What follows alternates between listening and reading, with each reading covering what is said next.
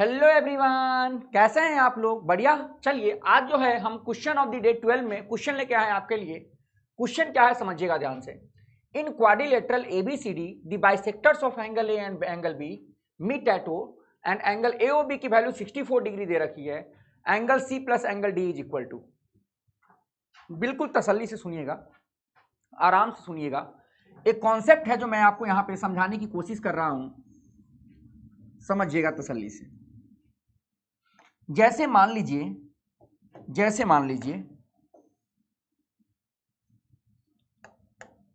अपने पास A B C D ये quadrilateral दे रखा है और एंगल ए और एंगल बी का बाइसेक्टर ओ पे मीट कर रहा है। मतलब इसका बाइसेक्टर और इसका बाइसेक्टर कहां पे मीट कर रहा है? ओ पे मीट कर रहा है। कहां पे मीट कर रहा है? ओ पे मीट कर रहा है। अब समझिएगा ध्यान से, तो ये वाला एंगल और ये वाला एंगल, ये वाला एंगल और ये वाला एंगल क्या होगा? इक्वल होगा। मैंने थोड़ी देर के लिए क्या किया, इस एंगल को 1 माना तो ये भी एंगल क्या हो जाएगा? 1 हो जाएगा। और इस एंगल को मैंने 2 माना तो ये भी एंगल क्या हो जाएगा? 2 हो जाएगा। अपने को प्रूफ क्या करना है? अपने को प्रूफ करना है कि angle C plus angle D की जो वैल्यू होगी, angle C plus angle D की जो वैल्यू होगी वो होगी twice of angle AOB. Twice of angle AOB. आपको ये रिजल्ट डायरेक्ट याद रखना है और अपना आंसर क्या आ जाएगा? Angle C plus angle D is equal to twice of angle AOB. तो ट्वाइस ऑफ एंगल एओबी, तो एंगल एओबी कितना दिया हुआ है? ये एंगल 64 डिग्री है। तो 64 दूनी 128। Second is the correct option. अपना आंसर तो आ गया सेकेंड, ये स्टैंडर्ड रिजल्ट है, ये भी याद रखना है। लेकिन मेरा फर्ज बनता है कि रिजल्ट कहां से आया आपको एक बार दिखा दूं, ताकि ये स्टैंडर्ड रिजल्ट जो बना है तो इस कहीं ना कहीं से तो आया ही होगा।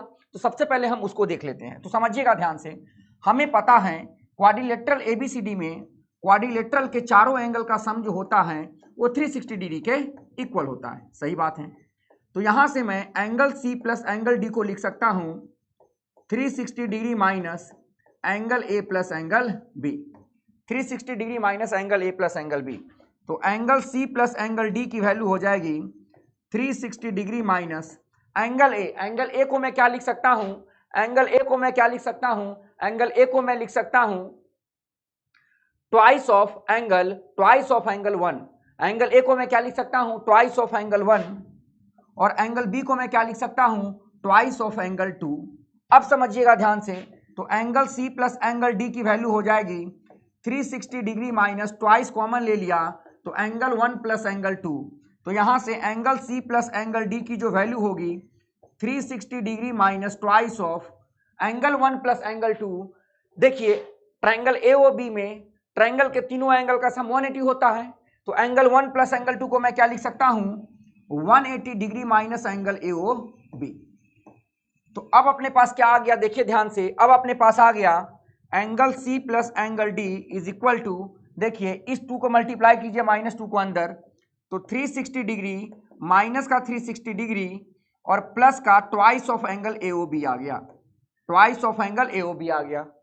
ये कैंसिल हो गया। तो angle C plus angle D की वैल्यू क्या आ गई? Twice of angle AOB.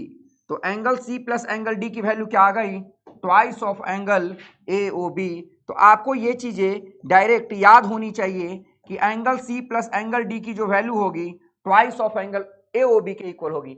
याद रखने का तरीका, जिसका एंगल बाइसेक्टर दिया है उस दोनों एंगल को नहीं लेना है। जिसका एंगल बाइसेक्टर दिया है उस दोनों एंगल को नहीं लेना है। तो इसका इस दोनों एंगल का एंगल बाइसेक्टर दिया था तो angle C plus angle D क्या हो जाएगा? Twice of angle AOB.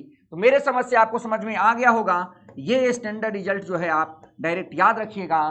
तो ये एंगल कितना था? 64 डिग्री। तो angle C plus angle D क्या हो जाएगा?